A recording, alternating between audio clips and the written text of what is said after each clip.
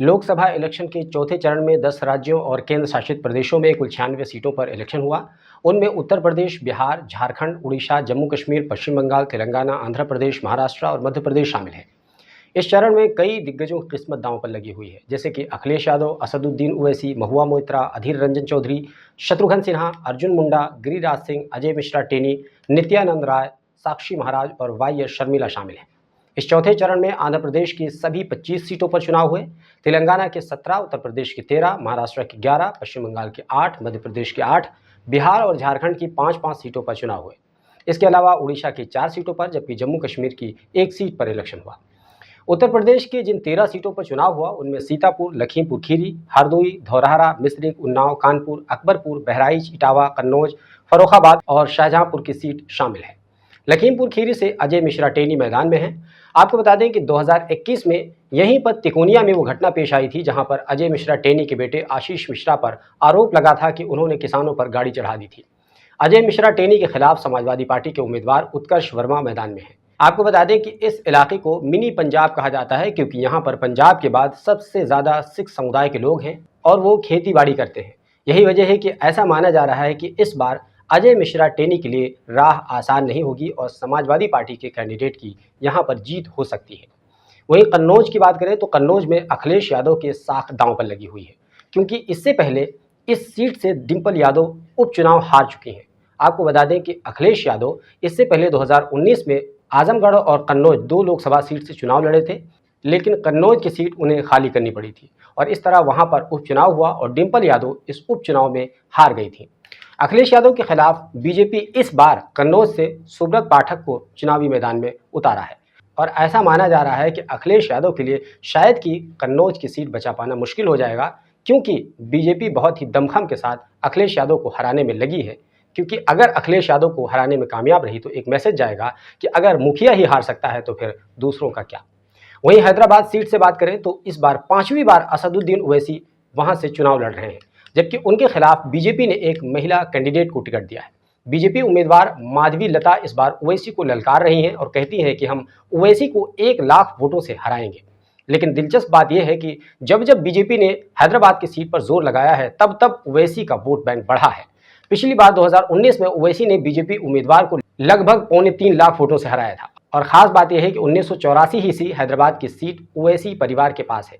इससे पहले 1984 से 2004 तक 20 सालों तक लगातार असदुद्दीन ओवैसी के पिता सुल्तान सलाहुद्दीन ओवैसी वहां से जीतते रहे हैं और इसके बाद 2004 से 2024 तक यानी असदुद्दीन ओवैसी को लगातार 20 साल तक यहां पर कामयाबी मिली है और ऐसा माना जा रहा है कि इस बार भी असदुद्दीन ओवैसी ही यहां से कामयाब होंगे, क्योंकि हैदराबाद के गोशा महल से बीजेपी विधायक टी राजा लोकसभा का टिकट चाह रहे थे, लेकिन बीजेपी ने उन्हें न देकर माधवी लता को यहां से टिकट दे दिया।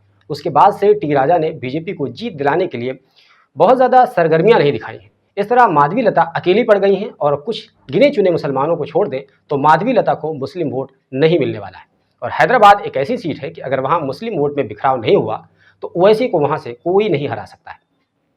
वहीं अगर पश्चिम बंगाल की बात करें तो बहरामपुर सीट यहाँ की बहुत ज़्यादा हॉट सीट बन गई है, क्योंकि यहाँ से कांग्रेस के अधीर रंजन चौधरी कई बार से लगातार जीत रहे हैं और दूसरे नंबर पर टीएमसी की कैंडिडेट रहा करती थी। लेकिन इस बार टीएमसी ने क्रिकेटर यूसुफ पठान को टिकट देकर मुकाबले को दिलचस्प कर दिया है और ऐसा माना जा रहा है कि यहाँ से यूसुफ पठान की जीत हो सकती है। यही वजह है कि अधीर रंजन चौधरी ने यूसुफ पठान को टिकट मिलते ही प्रेस कॉन्फ्रेंस की थी और मायूसी भरे लहजे में कहा था कि अगर टीएमसी यूसुफ पठान को सांसद बनाना ही चाहती थी तो राज्यसभा भेज सकती थी। तो इस तरीके से ऐसा माना जा रहा है कि बहरामपुर की सीट टीएमसी के खाते में जाएगी और यूसुफ पठान जीतकर संसद भवन पहुंचेंगे। वहीं पश्चिम बंगाल की एक और सीट की बात करें तो ये भी बहुत ज़्यादा चर्चा में है और वो है कृष्णा नगर की सीट। जी हाँ, आपने सही सुना, कृष्णा नगर, जहां से महुआ मोइत्रा टीएमसी की तरफ से फिलहाल मैदान में है, जबकि बीजेपी ने अमृता राय को मैदान में उतारा है। अमृता राय ने इसी साल मार्च में बीजेपी ज्वाइन की थी और कुछ ही दिन के बाद उन्हें लोकसभा का टिकट मिल गया था और वो राजनीति में बिल्कुल नई नवेली है। हाँ, इतना ज़रूर है कि वो राजा कृष्ण राय के खानदान से है, जिनके नाम से कृष्णा नगर सीट का नाम पड़ा है। हो सकता है कि उसका उन्हें कुछ फ़ायदा ज़रूर मिल जाए, लेकिन इस सीट से अमृता राय को जीत शायद ही मिल सकती है, क्योंकि पिछली बार की अगर तुलना करें तो 2019 में यहाँ से महुआ मोइत्रा ने भारी मतों से जीत दर्ज की थी। इसी तरीके से वेस्ट बंगाल की एक और सीट की बात करेंगे और वो सीट है आसनसोल की, जहाँ से टीएमसी के टिकट पर शत्रुघ्न सिन्हा चुनावी मैदान में है। तो वहीं बीजेपी ने सुरेंद्र सिंह अहलुवालिया को टिकट दिया है। खास बात है कि 2019 में बाबुल सुप्रियो ने बीजेपी के टिकट पर इस सीट को जीता था, लेकिन उन्होंने उसके बाद बीजेपी छोड़कर टीएमसी ज्वाइन कर ली थी और ये सीट खाली हो गई थी। और फिर उपचुनाव हुआ, उसमें टीएमसी ने शत्रुघ्न सिन्हा को यहां से उतारा और इस सीट पर शत्रुघ्न सिन्हा को कामयाबी मिल गई। गोया कि टीएमसी ने इस सीट को आसानी से जीत लिया और अब एक बार फिर शत्रुघ्न सिन्हा मैदान में है और ऐसा माना जा रहा है कि एक बार फिर शत्रुघ्न सिन्हा जीत कर यहाँ से संसद भवन पहुंच सकते हैं। इसके अलावा बात करें अब बिहार की, तो बिहार की लेनिनग्राड माने जाने वाली जो सीट है वो बेगूसराय की सीट है। इस इलेक्शन में देश की हॉट सीटों में से ये भी एक अहम सीट मानी जा रही है। इस इलेक्शन में कम्युनिस्ट पार्टी ऑफ इंडिया यानी सीपीआई ने पूर्व एमएलए अवधेश राय को इंडिया गठबंधन के उम्मीदवार के तौर पर मैदान में उतारा है। इसके साथ ही बीजेपी ने एक बार फिर अपने फायर ब्रांड नेता और बात में पाकिस्तान का नाम लेने वाले केंद्रीय मंत्री गिरिराज सिंह पर दाव लगाया है। आपको बता दें कि बेगूसराय की जो सीट है ये भूमिहार की अक्सरियत वाली सीट है।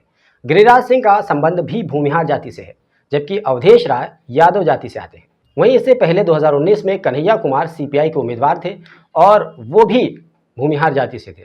तो भूमिहार वर्सेस भूमिहार 2019 में था, लेकिन इस बार यादव वर्सेस भूमिहार है और चूंकि यहाँ पर भूमिहार की संख्या बहुत ज़्यादा है तो इसलिए यहाँ पर इंडिया गठबंधन के लिए राह आसान नहीं है। आपको बता दें कि कन्हैया कुमार चुनाव तो जरूर हार गए थे, लेकिन गिरिराज सिंह को क्षेत्र में घूमने पर मजबूर कर दिया था। खास बात यहाँ पर यह भी है कि इस बार गिरिराज सिंह इस सीट को जीतने में कामयाब हो जाएंगे, क्योंकि अगर पिछली बार के आरजेडी और सीपीआई दोनों का वोट बैंक मिला लिया जाए तो उसके बावजूद भी गिरिराज सिंह जीत ही गए थे, तो इस बार भी वो जीत ही जाएंगे। गोया कि यूं कहें कि गिरिराज सिंह आसानी के साथ चुनाव यहाँ से जीत सकते हैं बेगूसराय सीट से।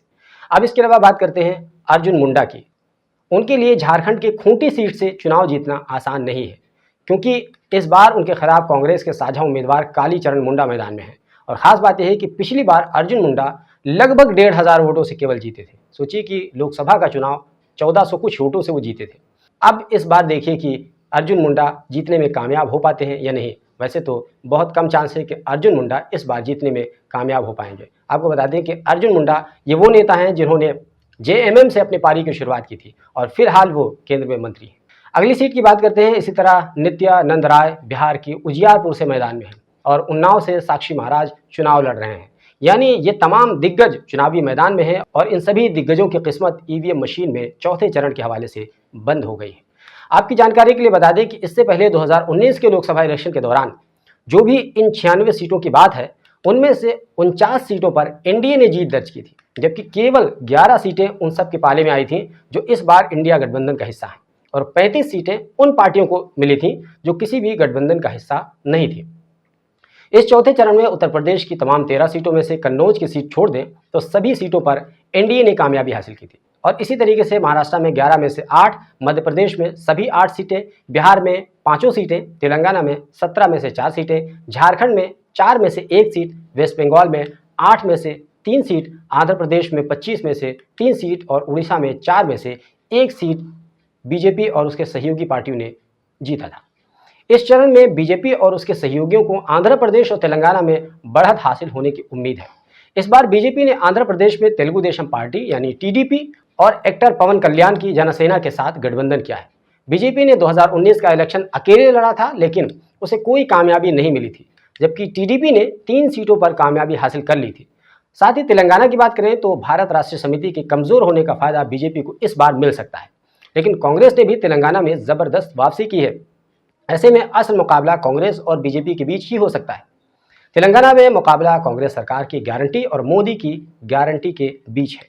अब देखने वाली बात यह होगी कि किसकी गारंटी पर जनता को भरोसा होता है। वैसे दोस्तों, मैं आपसे पूछना चाहता हूं कि इस मामले में आपको किसकी गारंटी पर ज़्यादा भरोसा लगता है और 2024 के चुनाव में 4 जून को कौन प्रधानमंत्री बन सकता है। आपकी जो भी राय बनती हो कमेंट बॉक्स खुला हुआ है, ज़रूर बताइए। हमारे चैनल पर पहली बार आए हैं तो ज़रूर सब्सक्राइब कर लीजिए। वीडियो पसंद आया है तो उसको लाइक कर दीजिए। ये वीडियो अगर आप फेसबुक पर देख रहे हैं तो हमारे पेज को फॉलो कर लीजिए, क्योंकि हम वहाँ पर न केवल न्यूज़ बल्कि इसके अलावा व्लॉग से संबंधित इंटरेस्टिंग कंटेंट आपको बनाकर देते रहते हैं।